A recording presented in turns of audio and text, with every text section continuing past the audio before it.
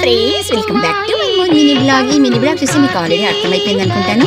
పౌడి పాడెం రోజు నేను దీపాలు నీళ్ళలో వదలడానికి ఈ విధంగా ఇంట్లో టబ్బు ప్రిపేర్ చేసుకొని నెక్స్ట్ వచ్చేసి ఒక బేసన్లో కూడా వదిలాను. ఒకటి ఏంటంటే, మనం కార్తీక మాసం మొత్తం 7 రోజులు వేసి నేను పూజ చేశాను. సో ఇన్ కేస్ చేయలేని వాళ్ళు చేసినా కూడా ఈ విధంగా పౌడి పాడెం రోజు దీపాలు నీళ్ళలో 33 దీపాలు వదిలితే చాలా మంచిది. సో అందుకని నేను ఇలా చేశాను.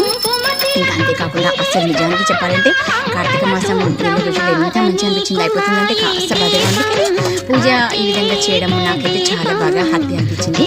సో ఫ్రెండ్స్, చూస్తున్నారు కదా, నేను అరటి దుఃఖం దొరకకపోతే ఈ విధంగా అరటి బౌల్స్, నెక్స్ట్ కొబ్బరి చిప్పల్లో ఆ తర్వాత నారికేల దీపం పెట్టి పూజ చేసుకున్నాను. చాలా బాగా అనిపించింది. సో ఫ్రెండ్స్, ఈ మినీ బ్లాగ్ మీకు నచ్చింది అనుకుంటా. నచ్చితే లైక్ చేయండి, షేర్ చేయండి, సబ్స్క్రైబ్ చేయాలంటే సబ్స్క్రైబ్ చేయండి. నెక్స్ట్ వీడియోలో మళ్ళీ ముందుకు వచ్చేస్తా. Thanks for watching.